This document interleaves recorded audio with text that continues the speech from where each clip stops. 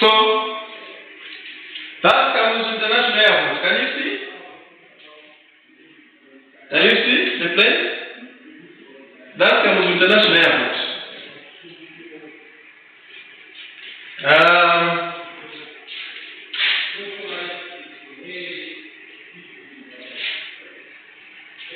That's OR Tambo. Can you see all those planes? And that's just one terminal. They have 4 of those terminals. So you can see the difference. So for Malawi,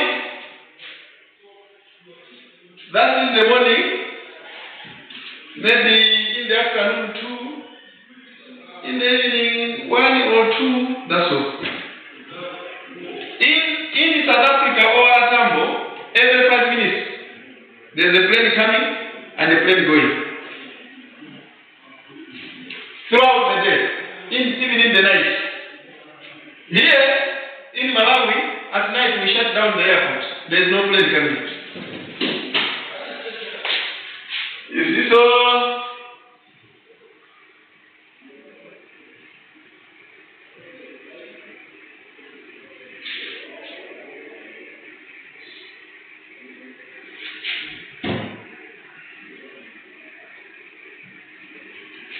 you can see the difference. you can see the difference. In South Africa, there are farms that only grow flowers. And the flowers, when they are harvested in the evening, at night they are packaged. In the morning, they are flown to London. By 9 o'clock, they are in people's offices. Nice flowers, just flowers. Here, you can't grow flowers. Where will you take them to? There is no direct flight from Malawi to London. If you want to go to London, you either go to Addis Ababa, Ethiopia, then to London. Or Kenya, then London. Or you go to South Africa, then London. There is no direct flight. So, you can see how things are. Poor infrastructure. Our airports are so small. Our railway lines are dilapidated. Our roads are in bad shape. It's difficult. There is also dumping. Do you remember what I said about dumping?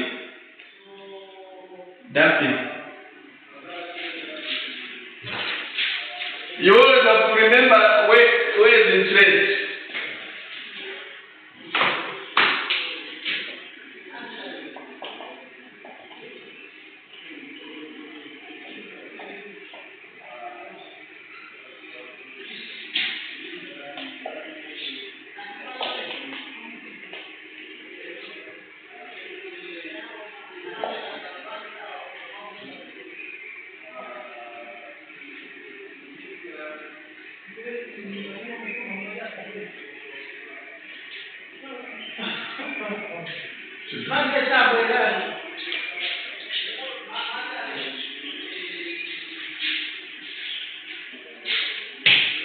Okay. Let me say cost of production. Yes. $70.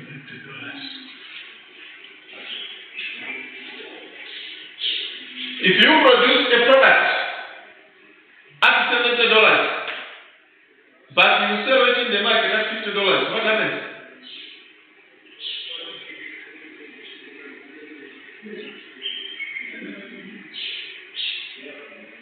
You make a loss. Not so. Per unit of a product you are producing at 70 per product. Yeah? But you are selling at 50. You are making a loss of $20 for each product. Yeah?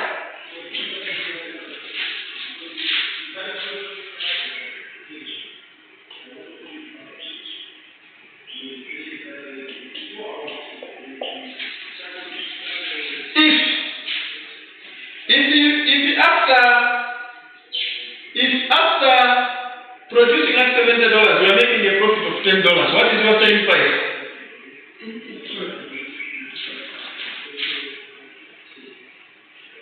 Yeah? Now, but instead of $80, you are selling at 50. Are you making a loss or a profit? Mm-hmm. So,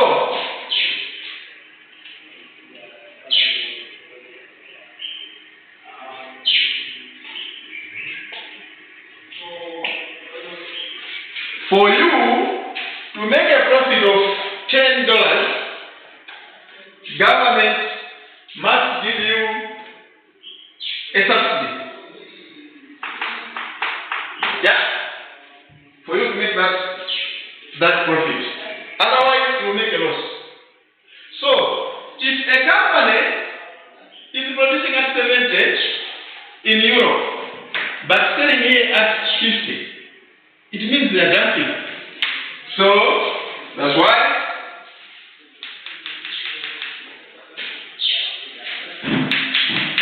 this is dumping. Government subsidies.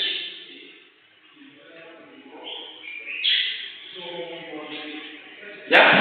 So, rich countries are also dumping their products in LDCs. Can our government manage to subsidize So if we are producing, let's say, what do we produce in Malawi? Cooking oil, soya. Yeah? Can the government subsidize soya?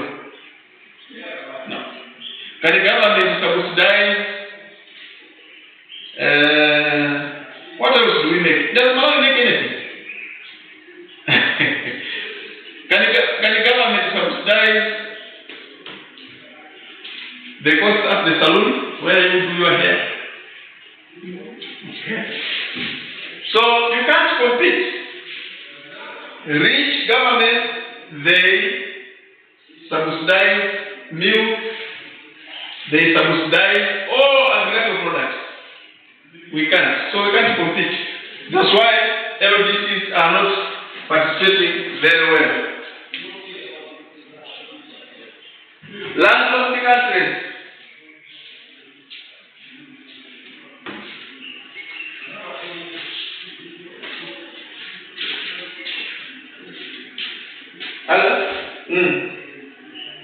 That's what I say.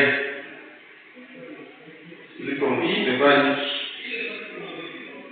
Now we have the greater people. Then my one.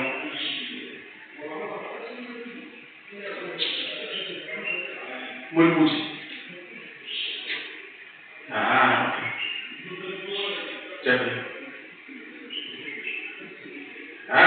Three or one coming well. You bring them when you see.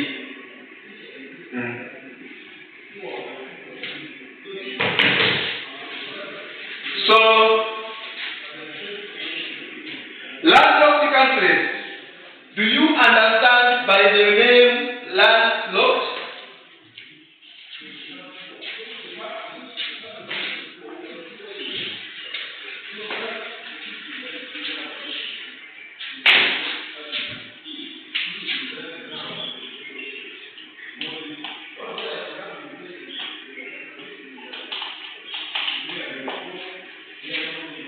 You understand landlocked countries? What are landlocked countries?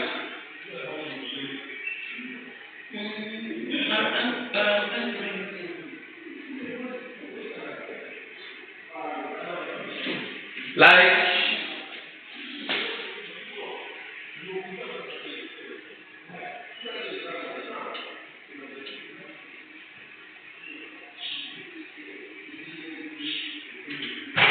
no, Africa doesn't look like this.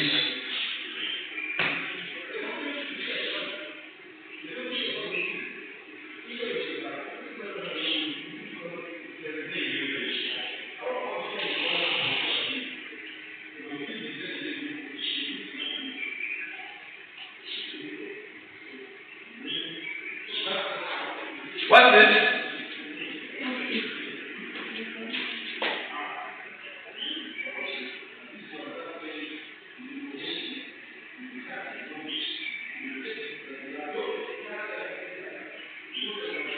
What's this? Okay. Here.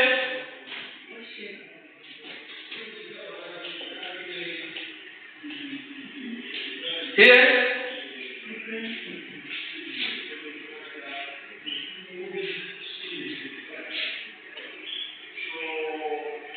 Here. No. Here.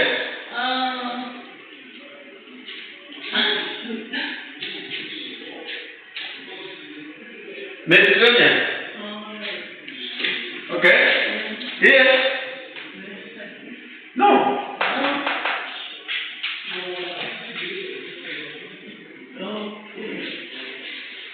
Pacific is way here.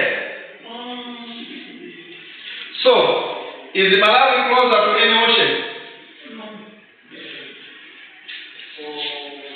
Because here,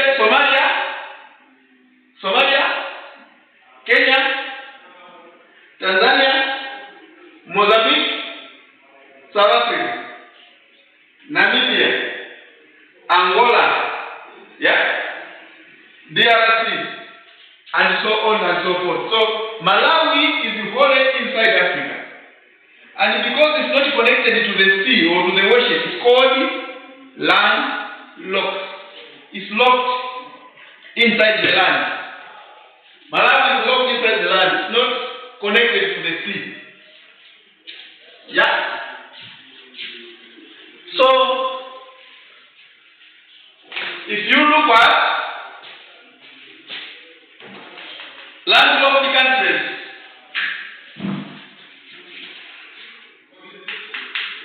they depend on neighbors.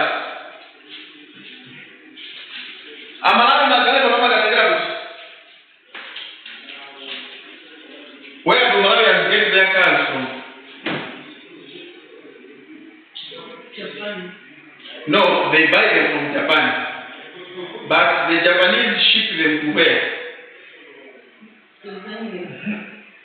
So what? Dependence on neighbors' infrastructure. So Malawi depends on what? Tanzania, South Africa, the port of Durban, or Mozambique, the port of Beira. Yes? So that's another disadvantage for landlocked countries. Dependence on sound cross-border relations. It means if we depend on Tanzania or Mozambique or South Africa, we must maintain good relations with them. Otherwise, if they shut down their ports, we are finished. Yeah? Dependence on neighbors' peace and stability. We also rely on the fact that neighbors must have peace and stability. If there is war, we are doomed. Yeah? Like the war in Mozambique. It destroyed Nakara, it destroyed Beira. All our goods came from Dar es Salaam and it was very expensive. Yeah? So you can see some of those things. And we also depend on our neighbors' administrative practices. If our neighbors are slow, that slowness will affect us. Yeah? If it takes 5 days to create a car in Dar es Salaam, there's nothing we can do. If it takes 10 days to create a container in Beira, there's nothing we can do. We depend on the neighbors' administrative practices. All those are very difficult situations. Very difficult situations which affect our trade. Yeah? So, what are we saying? What are we saying? What we are saying is LDCs are at a disadvantage in international trade. That's the conclusion. What is our conclusion?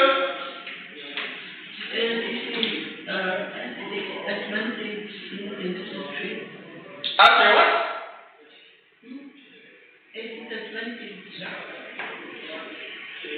How many are there? LDCs in the world? 46. Yeah. So those 46 countries are poor because they are not partly because they are not participating in international trade. Yeah? Let's also look at something that they are suffering from for them to be in that situation. Export instability. Export instability. That's uncertainty.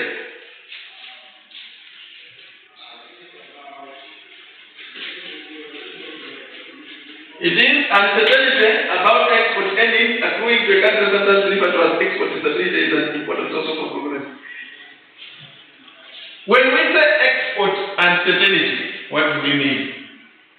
You always export maize to Kenya. Suddenly, they tell you now you cannot export your maize to Kenya.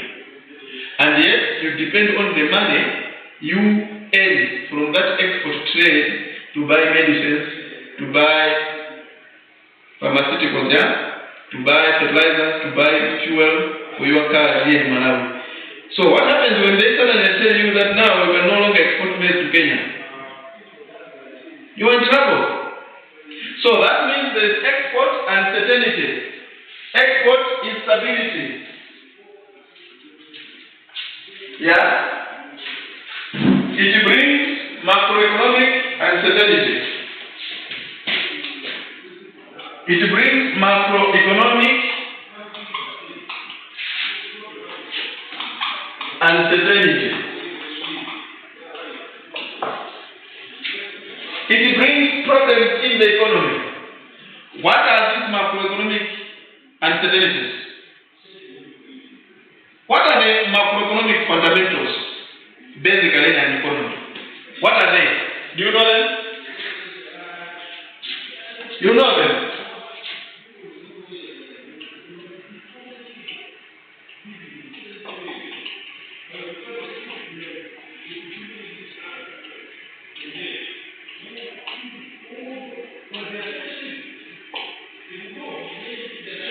Which one is the number 3? Which one is number 3?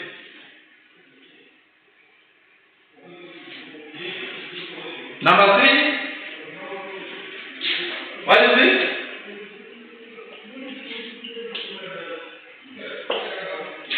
Yeah. So when we talk of the economy, these are the 3 basic or main fundamentals of macroeconomy. Yeah? Interest rate, inflation rate, and exchange rate. So when you have export instability, it brings macroeconomic uncertainty in a country. Interest rate affects borrowing. Yeah? Businesses borrowing from commercial banks. Inflation rate is what you are crying for every day, you guys, when you go to the supermarket. You're always crying about increased prices of goods. Yeah? Are you? Are you crying about that? Okay. Why are you crying? Because prices are not stable. Yeah? Prices are always changing. The exchange rate is the exchange price at which you trade currencies. If you want to buy dollars, for you to import a car, you know the exchange rate will determine how much you pay. Yeah? If you are doing international trade, exchange rate will determine.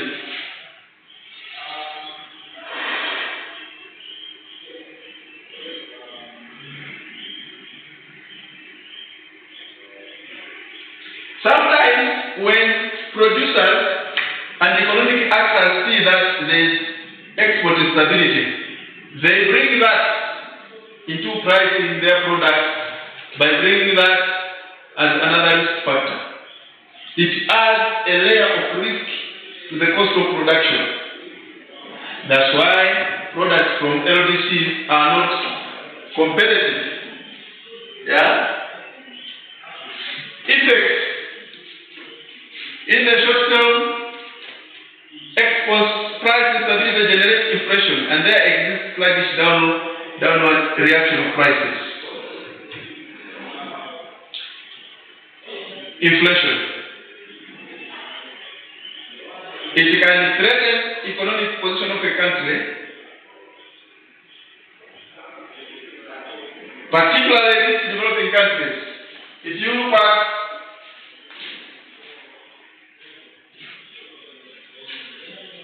emerging markets, this is South Africa. We also call them emerging markets.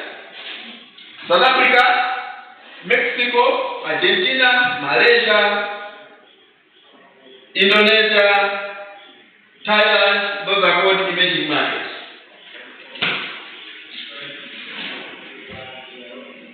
The other problem is foreign exchange earnings deterioration affects economic growth. Because if there is instability, you can't earn the foreign exchange, yeah? The forex.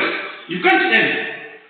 So that deteriorates your position and affects growth, shocks the economy, and affects the welfare of the citizens. So you and me have been affected because there is Forex is a problem. Yeah? But this Forex problem can be caused by export instability. Now, let's look at terms of trade. When I was doing my interview, when I was doing Ministry of Trade and Industry, that's one of the questions that came. What do you understand by the term, what do you understand by the word terms of trade? If I were to ask you, what do you understand? What will you say?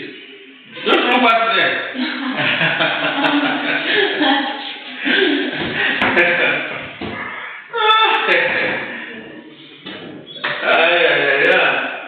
Terms of trade is a ratio between the index of export prices and the index of import prices. That's the basic. So if the export prices increase more than the import prices, a country has a positive terms of trade. As for the same amount of exports, it can purchase more imports. Yeah? If the price they give you when you export your goods are higher than the price you pay when you are importing, then you are enjoying good terms of trade. Yeah? That's basically what they're saying. When you sell your laptop, you are a laptop manufacturing country.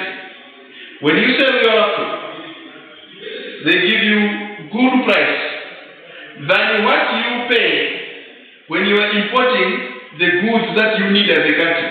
It means you are enjoying the best terms of trade. It's a relative price of exports in terms of imports. So that ratio is looked at. Sometimes it is expressed as a percentage. Yeah? It is expressed as a percentage.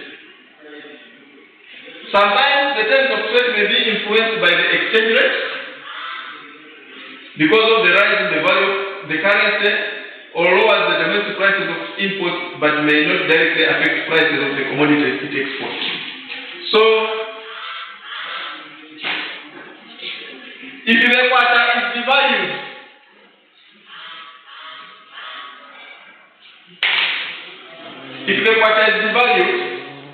when the kwacha is devalued, somebody buying from Malawi will buy our things cheaper because our currency is weaker. Yeah. So, $1,000 before devaluation could buy 50 products, $1,000. After devaluation, it may buy 60 products. Yeah. So, in terms of value, it's the same value, but the quantity changes. So that's part of the terms of trade. They can be affected by the movement in exchange rates.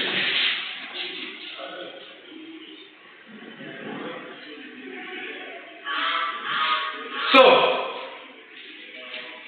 in a simplified case, yeah? For example, if a country exports $50,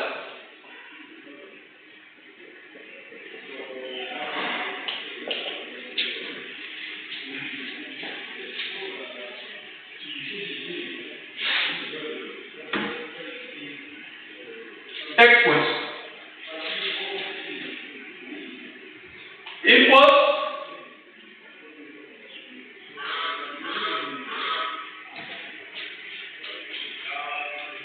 what are these terms of trade?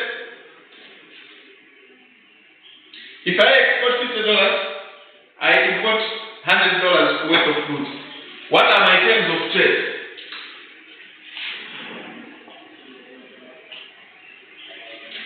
How much is that? 150, 0. No. Not true. 10, 5, 0. 10, 50. Right? Correct? You see? If we do the reverse, the country that we are trading with The country we are trading with, their terms of trade is 2. Yeah? If we do the regulation. Because our imports are another country's exports. If we want to express it as a percentage,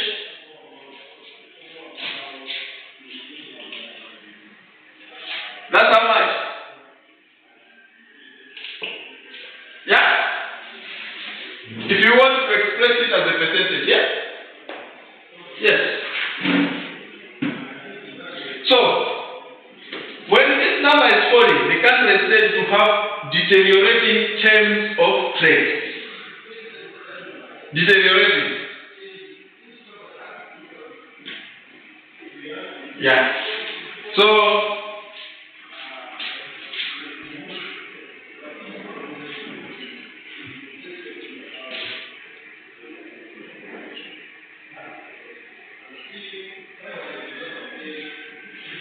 I told you about, you need to understand the favorable terms of trade and unfavorable terms of trade.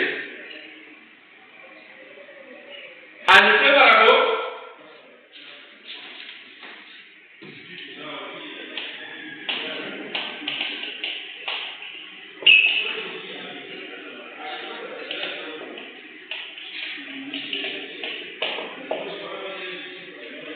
yeah? Do you understand the word deteriorating? It's like when somebody is sick. So 2 days ago he was breathing properly. Today he can't breathe properly. He has to be put on oxygen. We say that guy is deteriorating. Yeah? So the same applies with terms of trade. Generally, countries that export primary products or primary agricultural products have deteriorating terms of trade compared to countries that export machinery and ICT, information communications technology and equipment.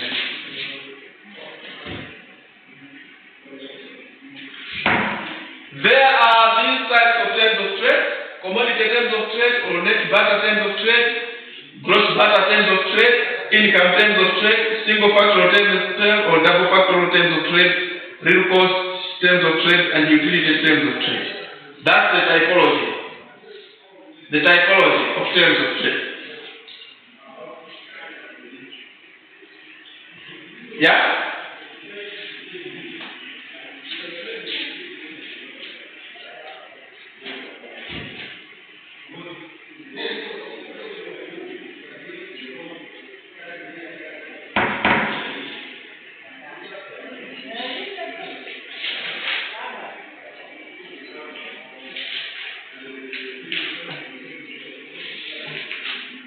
You have written? So, factors influencing terms of trade. Changes in demand. If my products are no longer being demanded outside, either I may face lower prices there or not at all. And therefore, my terms of trade will deteriorate. Yeah? If there is a shift in demand, or merely consumer preferences in that export market.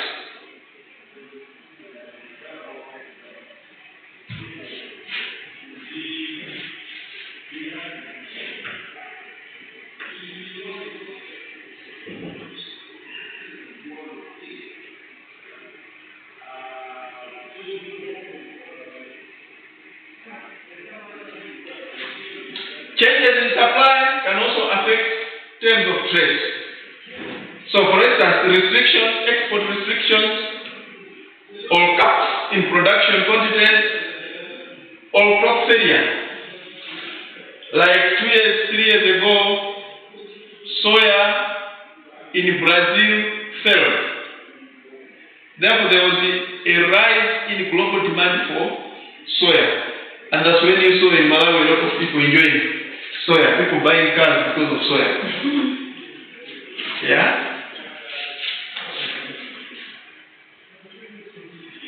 Technological advancement expand the supply of goods, potentially leading to a decline in export prices and a deterioration in terms of trade. Price of exports and imports, the same applies. Countries drive on exports will witness fluctuations. I talked about the exchange rate, it's the same. The exchange rate movements can affect terms of trade. If there's a devaluation, that will affect the terms of trade.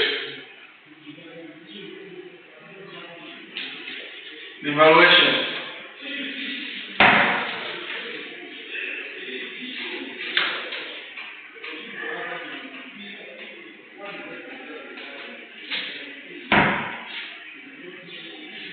Government policies will also affect terms of trade, like policies such as tariffs and subsidies can significantly alter export and import prices, therefore affecting terms of trade.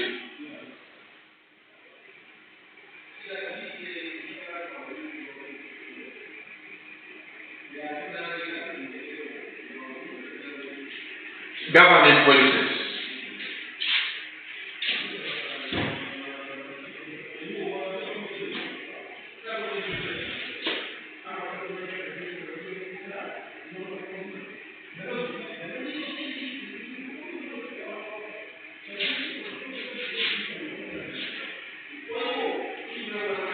So inflation rates, I talk about inflation. Do you understand inflation? You understand inflation? Consumer price increase. CPI index.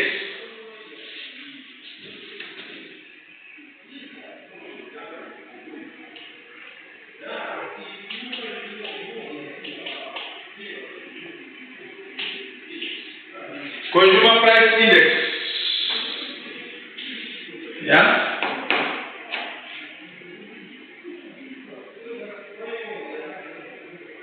High inflation can erode the competitive advantage of domestic industries in the international market, affecting export prices negatively. You see, so price stability is important.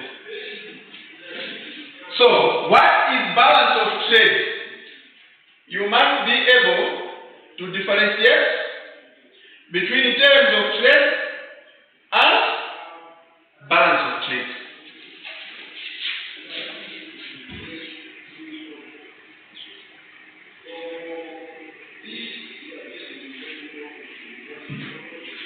I say terms of trade are defined as the ratio between the index of export prices and the index of import prices. In short, it is a relative price of exports in terms of imports. And we were finding it by dividing export prices divided by import prices. You remember? That's how we were getting terms of trade. You remember? Those are terms of trade. A relative price of exports in terms of imports. And we got it by dividing. But balance of trade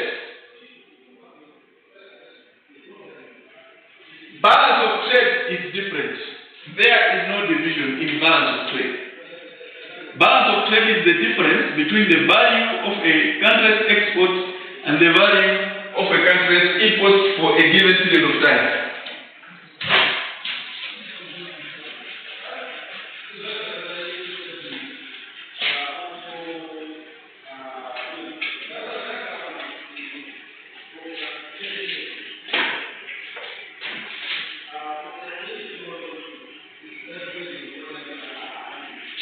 So, when we talk about the difference this way, it means what? Minus. So, in terms of trade, we were dividing. But here is minus. That's why we say, when I have 100 kwacha, I take out 50 kwacha to buy Chigege. What's the balance? If I talk about a balance, what am I doing? Subtracting 100 by 50. So, when they talk about the balance of trade, it is the difference. That's why if your trade is 1 million exports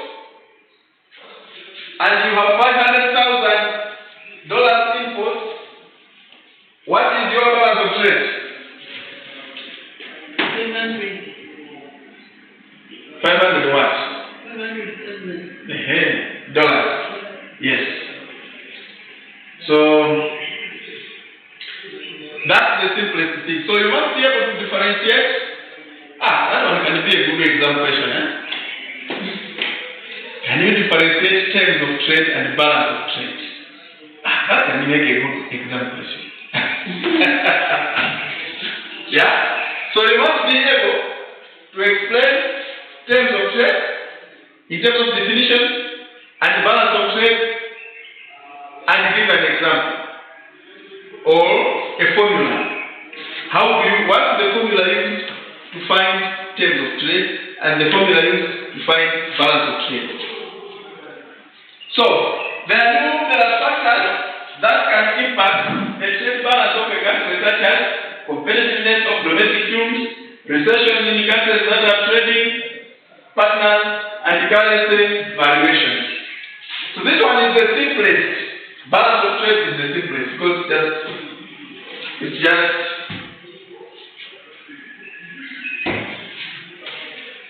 finally for today. Let's look at inward-looking versus outward-looking trade policies of developing countries. A lot of developing countries, particularly in Latin America and Sub-Saharan Africa, adopted inward-looking trade policies after independence.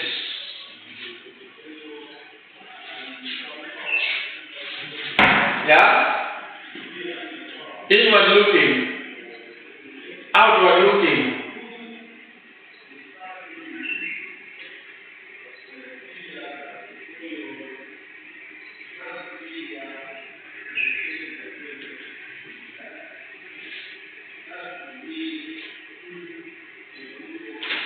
So it is usual to identify the outward-looking countries with free trade and export policies and the inward-looking countries with protectionist and import substitution policies. So like Malawi adopted inward-looking policies when we received our independence, 1964. So we had the high tariffs to protect domestic industry, and we were also doing import substitution. The outward strategy promotes international targets and exports, while the inward promotes the country's production and sale of goods and services. Latin America largely implemented inward-looking policies, while countries such as Singapore, South Korea, Hong Kong, and Taiwan looked outward.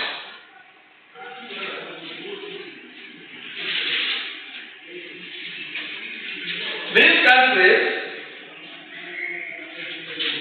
Singapore, South Korea, Hong Kong, and Taiwan, are called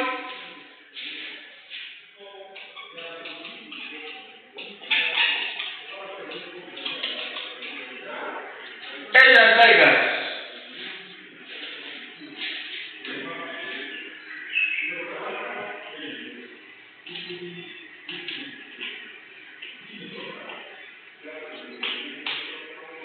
So these countries are called Asian tigers. They implemented outward-looking trade policies and they became rich.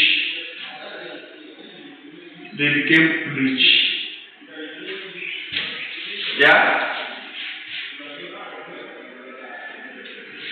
In inward-looking policies, we focus on building domestic industry. You protect domestic industry by putting high tariffs. Remember high tariffs? Remember tariffs? Custom duties. You put very high custom duties to protect domestic industry when you are doing inward-looking trade policy. Yeah? Government is interested in protecting infant industries. In terms of industrialization, they do what is called import substitution. Do you understand, by the way, import substitution? Import substitution. If I was importing this, I ban the import of this and start producing it right here in Malawi, so that I don't import this anymore. So you are substituting an import with a domestic product. So it's called import substitution industrialization. I understand in Latin America it never worked. It never worked in Africa, certainly not in Malawi.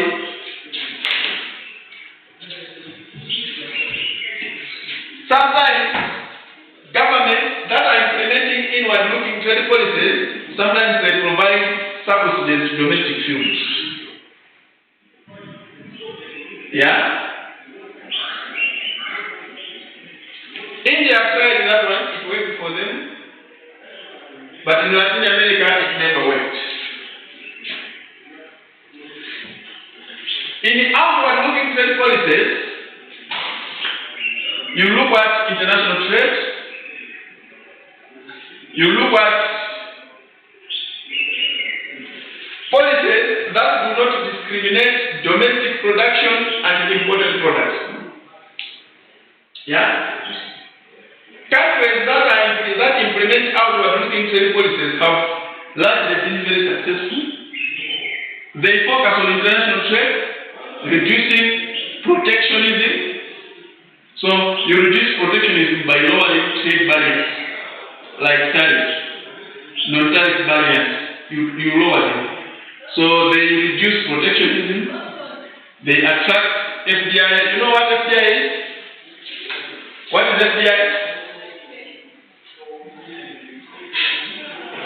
What is it? You understand what FDI is?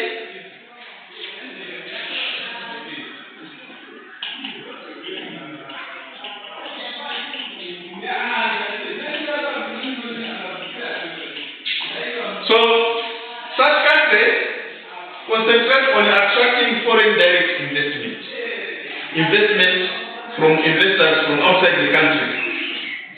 They also deregulate the domestic market, not being very stringent with producers.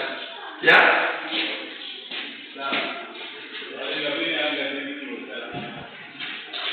So what's the importance of outward-looking policies?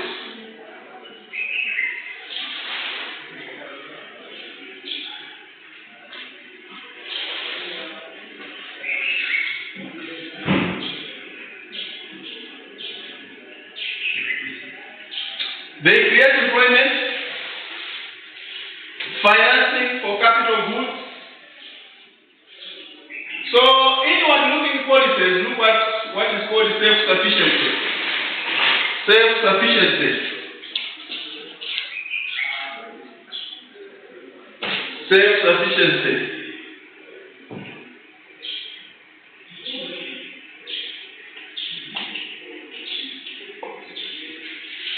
So countries that are implementing outward-looking policies easily access financing, cheaper financing from foreign markets. They exploit economies of scale. Why? Because they are accessing a bigger export market. If you concentrate on the domestic market, it might be a small market. Like Malawi is a small market, you know that? Why? Because the people are poor. They don't have what is called disposable income.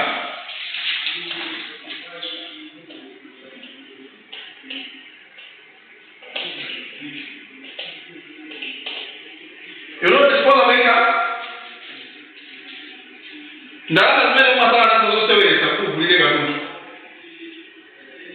Disposable income. You can buy goods and services. So, in Malawi, disposable income is small. You remember the Planeta income? You remember this? You remember? Others? Botswana has? Yeah. So, Botswana people have higher disposable income, so they can buy a lot of goods. Yeah. In Malawi, they don't have much. So, if you are a Malawian producer, you are safer and you can exploit economies of scale by exporting to Botswana where people have money. Yeah? So you are exposed to a wider and bigger market where people have more disposable income. You can also learn from rivals. Yeah? Learning from rivals. If you go into the export market, your product will be competing with other products, yeah? So you learn from them. The way they package their product, the way they market their product, their quality, you learn quite a lot from your rivals, your competitors. So that's another advantage of looking outward, of looking at the international market where you learn quite a lot. Finally, you increase the aggregate demand. When you trade, you bring back forex, yeah? Which is money. Your company makes huge profits. It means the economy expands. So, aggregate demand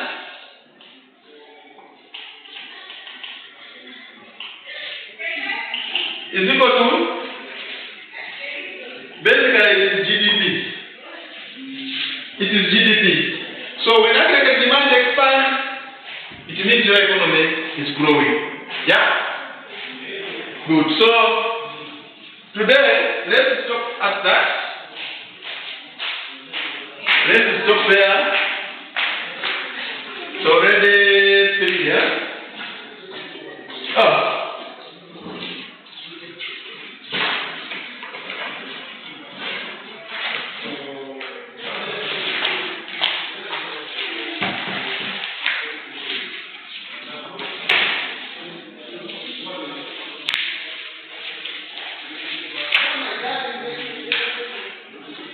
Yvonne Patson. Is that your father's name? Patson.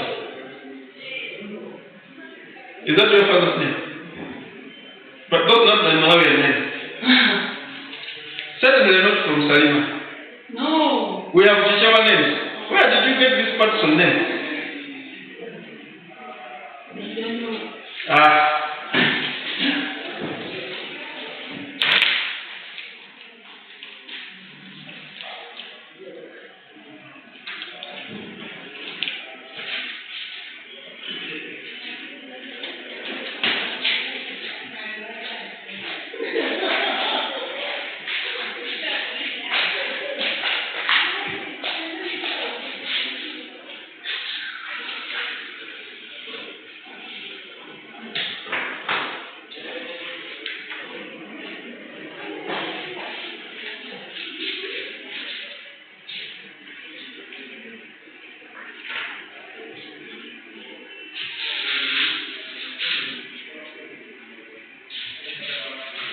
Are you sure your dad doesn't have another Chichewa name?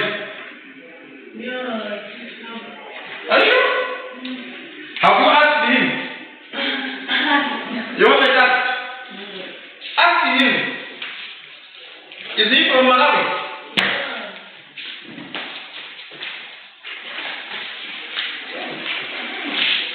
Okay. So enjoy your day.